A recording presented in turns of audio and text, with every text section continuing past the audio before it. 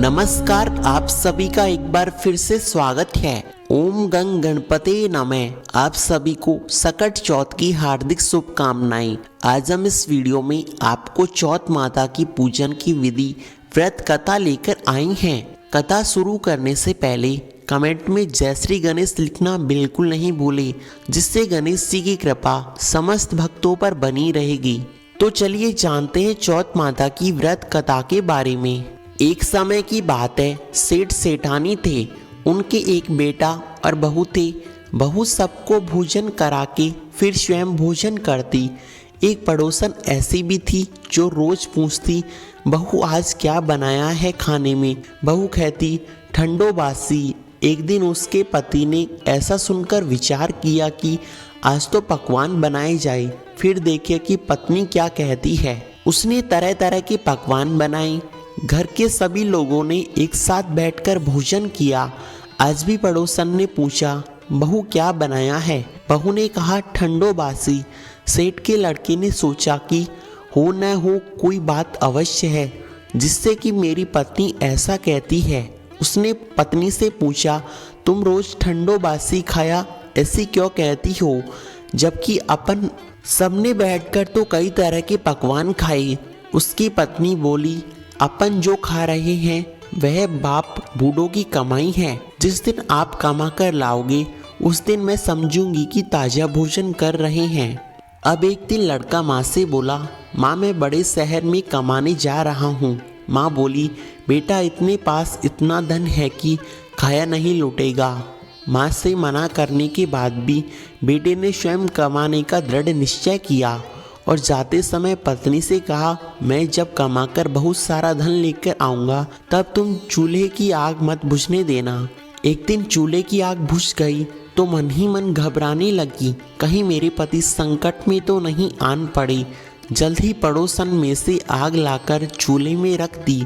ऐसा विचार करके पड़ोस में गई। वहाँ पड़ोसन चौथ माता का व्रत कर रही थी।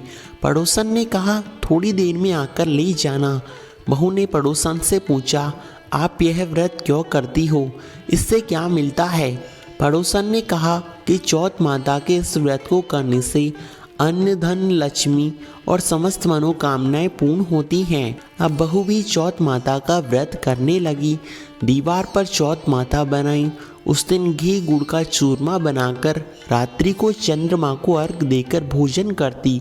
ऐसा करते हुए बहुत दिन हो गए। चौथ माता ने उस बहू के पति को सपना दिया कि साहूकार का बेटा तू जागे ही सोवे, तेरी पत्नी बहुत याद कर रही है। घर जाकर उसकी चिंता मिटा। तू दुकान खोलकर कुंकू केसर का पगल्या बना के बैठ जाना। आज तेरा हिसाब बराबर होगा।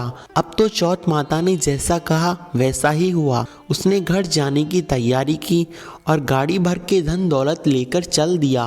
रास्ते में एक बड़ा सा काला नाग फन फैलाए बैठा था।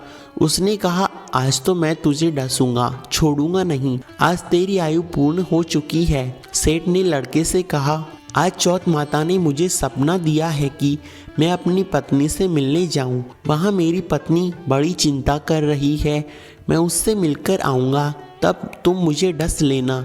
नाग ने कहा, तुम शपथ पूर्वक कहकर जाओ तो मैं तुम्हें जाने दूंगा, परंतु लौटकर नहीं आए तो तुम्हारे घर आकर तुम्हें डस लूँगा। इस प्रकार सर्प को वचन देकर वह घर पहुँचा। वहाँ सभी ने हंसी खुशी से मिला और भोजन करके उदास होकर बैठ गया। उसकी पत्नी ने उदास होने का कारण पूछा तो पति ने कहा, काले नाग वाली बात बताने हुए कहा कि मैं उसके पास नहीं जाऊंगा तो वह मुझे घर आकर डसेगा। पत्नी बड़ी चतुर थी। उसने कहा कि आप घबराओ नहीं, लेट जाओ, मैं एक उपाय बताती हूँ। पत्नी ने कमरे की 7 सिडाव खोई। पहली पेड़ी पर रेत, दूसरी पर इत्र, तीसरी पर गुलाब, चौथी पर कंकु केसर, पांचवी पर लड्डू पेड़ा, छठी पर गाड़ी लचीला और 7वीं पेड़ी पर दूध का कटोरा भर कर रख दिया। इस प्रकार वह 7वीं पेड़ी सजाकर बैठ गई। आधी रात होने पर नाग पेटी चढ़ने लगा। पहली पीढ़ी पर रीढ़ से लौट गया। फिर कहने लगा, सेठ की बहू ने आराम तो बहुत दिया, पर वचनों में बंध कर आया हूँ, सो डसूंगा अवश्य। इस प्रकार 7 पीढ़ियों पर नाग आराम करता हुआ कहता है कि डसूंगा जरूर। कमरे में जाने ही वाला था कि चौथ माता ने विचार किया कि मैं इसे नहीं बताऊंगी तो संसार में धर्म कर्म व्रत पूजन कौन करेगा। अब तो गणेश जी, चंद्रमा जी और चौथ माता ने उसे बचाने का निश्चय किया। चंद्रमा जी ने उजाला किया, चौथ माता ढाल बन गई और गणेश जी ने तलवार लेकर नाक को काट दिया और ढाल से ढस लिया। अब बहू भी थकी हारी सो गई।